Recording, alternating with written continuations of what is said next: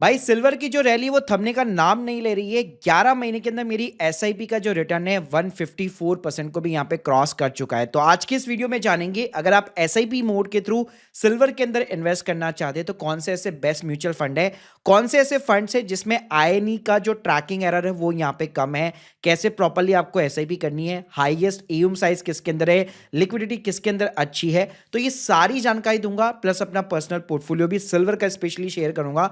तो प्लीज पूरा वीडियो यहाँ पे जरूर देखिएगा। तो पहले मैं अपनी पर्सनल इन्वेस्टमेंट की बात कर लेता हूं। तो आप स्क्रीन के सामने देख सकते हैं पिछले 11 महीने से मैं ग्रो अकाउंट के थ्रू इस फंड के अंदर यहाँ पे एसआईपी कर रहा हूँ। 5,000 रुपए की एसआईपी चल रही है।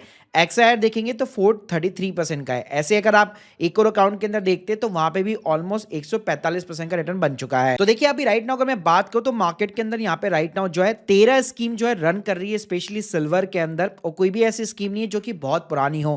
प्लस ये सारी एफओएफ स्कीम होती है। एफओएफ का आप मतलब समझ लीजिए कि आप जिस भी स्कीम के अंदर पैसा डालेंगे अल्टीमेटली उसी कंपनी का जो ईटीएफ चल रहा होगा सिल्वर के अंदर उसके अंदर वो पैसा डालता है।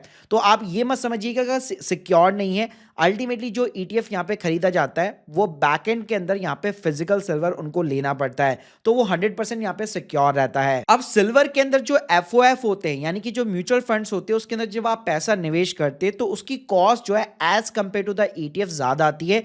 क्योंकि देखिए एक तो उसके अंदर एक्सपेंड रेशियो होता है यहाँ पे, साथ में ईटीएफ का भी अपना एक एक्सपेंड रेशियो होता है, तो ये दोनों कॉस्ट मिलके कंबाइन बन जाती है। लेकिन सबसे बढ़िया जो एडवांटेज ये रहता है कि आपको रोज रोज देखने की जरूरत नहीं है, सिंपली एसआईपी करो और भूल जाओ। अब कुछ दिनों पहले मैंने यहाँ पे सिल्वर के ईटीएफ के ऊपर एक वीडियो बनाया था जिसमें मैंने आपको आईएनएवी के कॉन्सेप्ट के बारे में समझाया था। आईएनएवी जो है एक इंट्राडे नेट असेट्स वैल्यू होती है, यानी जो भी ईटीएफ होता है उसकी जो भी प्राइस चल रही होती है तो उसकी एक्चुअल में रियल की असेट्स वैल्यू कितनी है। यानी हो सकता है सिल्वर का प्राइस कुछ और चल रहा हो और ईटीएफ का प्राइस कुछ और चल रहा हो, तो कई बार ट्रेडिंग के कारण आपको प्रीमियम पे करना पड़ता है। तो अगर मैं बात करूं, अगर आप म्यूचुअल फंड रूट के थ्रू जाते हो तो अल्टीमेटली वो भी ईटीएफ खरीदते हैं, लेकिन उनके ऊपर इनडायरेक्टली इतना ज्यादा इंपैक्ट नहीं आता है क्योंकि वहां पे जो है NAV value at the end of the day calculate की जाती है। और जैसे at the end of the day होता है बेसिकली, तो वहां पे आईएनएवी और जो यहाँ पे ईटीएफ के जो प्राइस होते हैं उसमें ज्यादा डिफरेंस नहीं होता। तो अब बात करते हैं भाई कौन से एफओएफ स्कीम यानी फंड्स ऑफ फंड जो स्कीम होती है जो सिल्वर के ईटीएफ में निवेश कर रही है बेसिकली कौन सी बेस्ट है।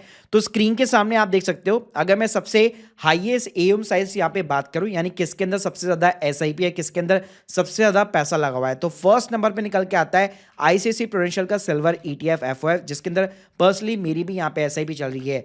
इसका अगर आप एक्सपेंड रेशियो देखोगे तो 0.12 का है, प्लस यहाँ पे अगर आप 3 महीने का रिटर्न देखेंगे ये तो 105% का है। अगर आप यहाँ पे 6 महीने का रिटर्न देखते हो तो 160% का है, और पिछले एक साल के अंदर इसने 231% का रिटर्न निकाल के दिया है। प्लस यहाँ पे अगर आप 3 साल का सीएजीआर भी कंपैरिजन करते हैं तो 62% का यहाँ पे आईसीआईसीआई प्रूडेंशियल का निकल के आता है। तो जैसे मैंने बताया कि ये जो एफओएफ स्कीम होती है अल्टीमेटली अपनी कंपनी के एएमसी के जो ईटीएफ होती है उसके अंदर निवेश करती है, लेकिन बस एसआईपी का फायदा ये रहता है कि आप एक सिस्टमेटिक वे के अंदर यहाँ पे जो है इन्वेस्ट कर सकते हो। आपको रोज रोज प्राइस या फिर फोमो क्रिएट करने की जरूरत नहीं रहती है। सेकंड नंबर पे आप रख सकते हो गोल्ड 20 को, जो कि निप्पॉन इंडिया यहाँ पे हैंडल करता है। वैसे अगर आप ईटीएफ वाइज देखेंगे तो इसके अंदर सबसे ज्यादा निप्पॉन के अंदर लिक्विडिटी आपको देखने को मिल जाती है, लेकिन म्यूचुअल फंड वाइज भी आप देख सकते हैं 3,000 करोड़ से भी ज्यादा का इसका एयूम साइज है। एक्सपेंड रेशियो देखोगे तो 0.27 का है, प्लस रिटर्न अगर आप देखोगे आईसीआईसीआई के बराबर ही निकाल के दिया है, आपको सिर्फ डेसिमल्स में फर्क देखने को मिलता है। ऐसे ही थर्ड नंबर पे आप एचडीएफसी को रख सकते हो जिसमें भी 3,000 करोड़ से भी ज्यादा का एयूम साइज है। एक्सपेंड रेशियो इसका कम है, केवल 0.18 का है, और रिटर्न्स आपको ऑलमोस्ट सिमिलर देखने को मिलते हैं।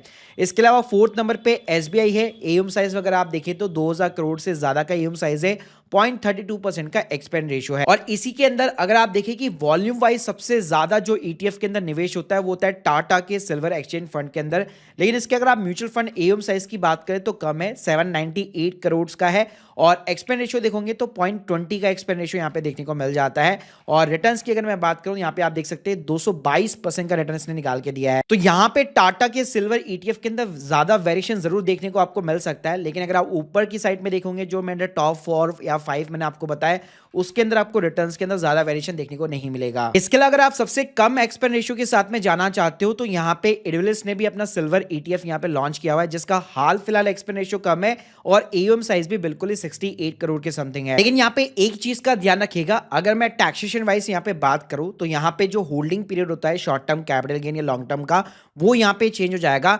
ETF के अंदर नॉर्मली वो 12 महीने का रहता है, जबकि गोल्ड के म्यूचुअल फंड के अंदर यही चीज 24 महीने के लिए हो जाती है। बाकी जो टैक्स रेट होता है वो सेम रहेगा, LTCG 12.5% रहेगा और जो शॉर्ट टर्म कैपिटल गेन है वो भी जिस भी आप स्लैब रेट के अंदर फॉल करते हैं उसके अकॉर्डिंग रहेगा। Guys hope you like this video, please subscribe channel. आपका कौन सा फेवरेट है इन सभी के अंदर, प्लीज मुझे कमेंट बॉक्स के अंदर जरूर बताइएगा। Thank you guys, thank you very much.